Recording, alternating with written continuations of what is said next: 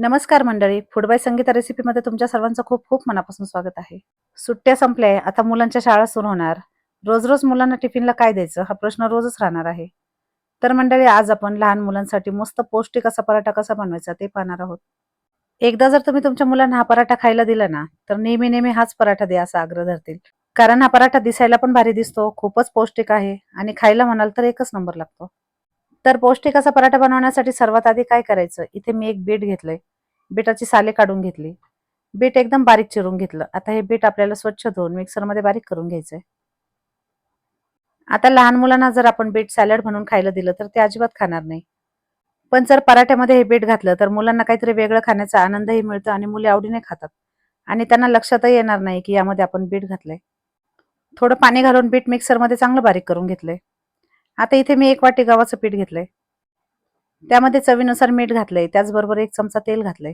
आता यामध्ये आपल्याला पाणी घालायचं नाही. मिक्सरमध्ये आपण जे बीट बारीक करून घेतलं ना, तेच यामध्ये घालायचं आणि यामध्येच आपल्याला चांगलं पीठ भिजवून घ्यायचंय.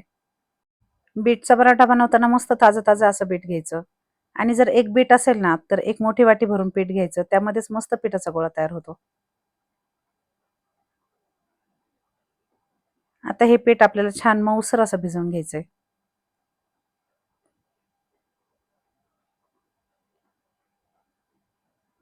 अशा पद्धतीने पिठाचा गोळा तयार झाला, की यामध्ये 1 चमचा तेल घालायचं आणि पुन्हा पीठ छान मळून घ्यायचं.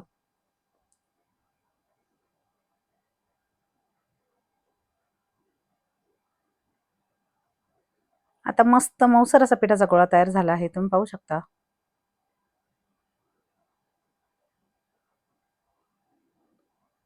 आता हे पीठ आपल्याला 10 मिनिटं असंच झाकून ठेवायचंय. एवढ्या पिठामध्ये आपले 7 ते 8 मीडियम साईजचे पराठे सहज तयार होतात. तर आता इथे मी 3 मीडियम साईजचे 6 बटाटे घेतले. बटाटे कुकरमध्ये उकडून घेतले. पण बटाट्याच्या फक्त 3च शिट्ट्या घेतल्या. बटाट्याचा अजिबात आपल्याला गाळ करायचा नाही. तर आता 3 शिट्ट्या घेतल्यानंतर बटाटा आपण कुकरमधून बाहेर काढला. बटाट्याच्या सगळ्या साली काढून घेतल्या. आता हा उकडलेला बटाटा आपल्याला किसणीने किसून घ्यायचा आहे. यासाठी काय करायचं, सगळे बटाटे आधी थंड करून घ्यायचे. किसणीने मस्त बारीक असा बटाट्याचा लगदा तयार करून घ्यायचा. आता बटाटा एकतर किसणीने किसून घ्यायचा, नाहीतर स्मॅशरने अशा पद्धतीने बारीक करून घ्यायचा.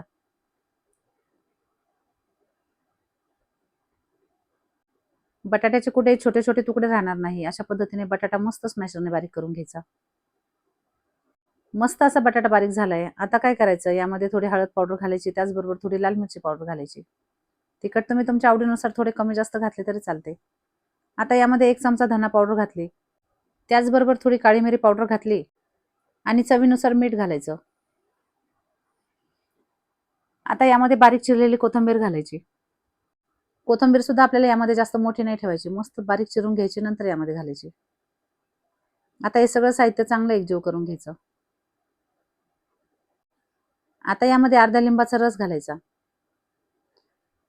लिंबाचा रस नसेल तर आमचूर पावडर सुद्धा यामध्ये चालते. अगदी पाव चमचा आमचूर पावडर यामध्ये घालायची. त्याचबरोबर तुमच्याकडे जर जिरा पावडर, कसुरी मेथी असेल तर तीही यामध्ये थोडी घालायची. आता 10 ते 15 मिनिटांमध्ये पीठ मस्त असे भिजले आहे. तुम्ही पाहू शकता. अगदी मऊसर असा आपल्या पिठाचा गोळा तयार झाला. आता काय करायचं, पोळपाटाला थोडं तेल लावून घ्यायचं आणि पिठाच्या गोळ्याला थोडं पीठ लावून घ्यायचं आणि अशा पद्धतीने वाटी तयार करून घ्यायची. आता जेवढा आपण पिठाचा गोळा घेतला होता ना, तेवढंच आपण बटाट्याचं सारण घेतलंय.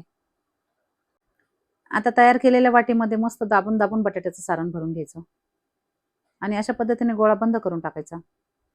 हाताला थोडे पीठ घ्यायचे आणि वाटीचे तोंड व्यवस्थित बंद करून घ्यायचे. आता दोन्ही हाताने अशा पद्धतीने थापून घ्यायचं. पोळपाटाला थोडंसं पीठ लावायचं. दोन्ही बाजूने पीठ लावून मस्त याचा पराठा तयार करून घ्यायचा. अगदी अलगद हलक्या हाताने आपल्याला पराठा लाटून घ्यायचा आहे.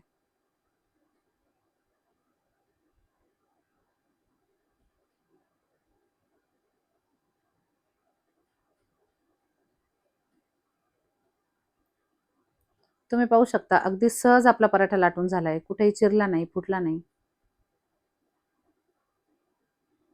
चारी बाजूने मस्त एकसारखा पराठा लाटून घ्यायचा आणि गरम तव्यावर घालायचा.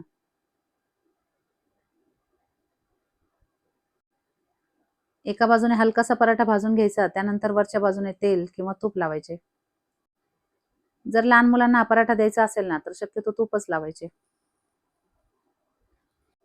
आता एक बाजू हलकीशी भाजून घेतली, वरून थोडे तेल लावले. आता दुसऱ्या बाजूने पराठा भाजून घ्यायचा.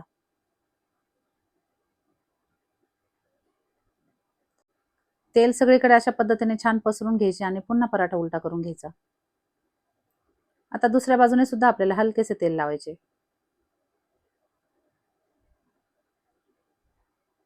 चारी बाजूने मस्त असे तेल पसरून घेतले.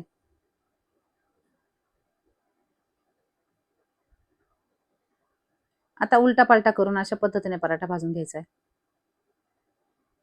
तर तुम्ही पाहू शकता मस्त पौष्टिक असा आपला बीटचा पराठा तयार झालाय. आता मी तुम्हाला दुसरा पराठा तयार करून दाखवते. जर हातावर पिठाची वाटी तयार करता येत नसेल ना, तर काय करायचं, पिठाचा छोटासा गोळा घ्यायचा आणि अशा पद्धतीने त्याची पुरी लाटून घ्यायची. त्यावर बटाट्याचं सारण ठेवलं आणि पिठाचा गोल तयार करून घेतला. आता हाताला थोडं कोरडं पीठ घ्यायचं किंवा थोडंसं तेल लावायचं आणि पिठाचं अशा पद्धतीने तोंड बंद करून टाकायचं.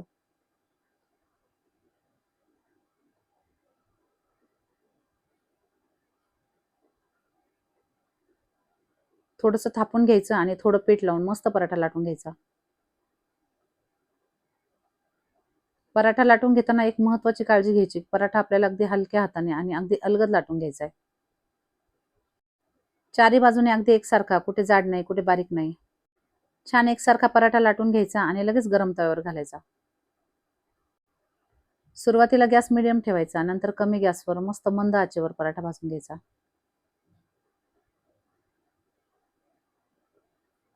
दोन्ही बाजूने हलकेसे तेल किंवा तूप लावून घ्यायचे.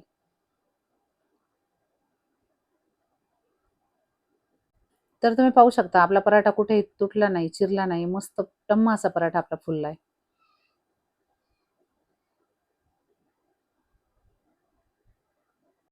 आता हा बीटचा पौष्टिक असा पराठा जर तुम्हाला मुलांना टिफिनला द्यायचा असेल, तर काय करायचं? पराठे तयार केल्यानंतर हलकेसे थंड करून घ्यायचे आणि नंतरच टिफिनमध्ये भरायचे. हा बीटचा पराठा तुम्ही सॉसबरोबर खाऊ शकता, दह्याबरोबर खाऊ शकता. त्याचबरोबर जर हिरवी चटणी असेल, तर त्याबरोबर सुद्धा हा पराठा खायला खूप भारी लागतो. तर मंडळी एकदा तरी हा पराठा तुम्ही माझ्या पद्धतीने बनवा आणि तुमच्या मुलांना टिफिनला द्या. टिफिन संपल्याशिवाय राहणार नाही हे मी खात्रीने सांगते. आमच्या आराध्याला तर हा पराठा इतका आवडला, की तिने दोन्ही पराठे अगदी झटपट संपवले. लहान मुलांसाठी एकदम पौष्टिक आणि टिफिनला देण्यासाठी तर अगदी परफेक्ट असा पदार्थ आहे. तर मंडळी तुम्ही सुद्धा तुमच्या मुलांना हा पौष्टिक असा पराठा खाऊ घाला.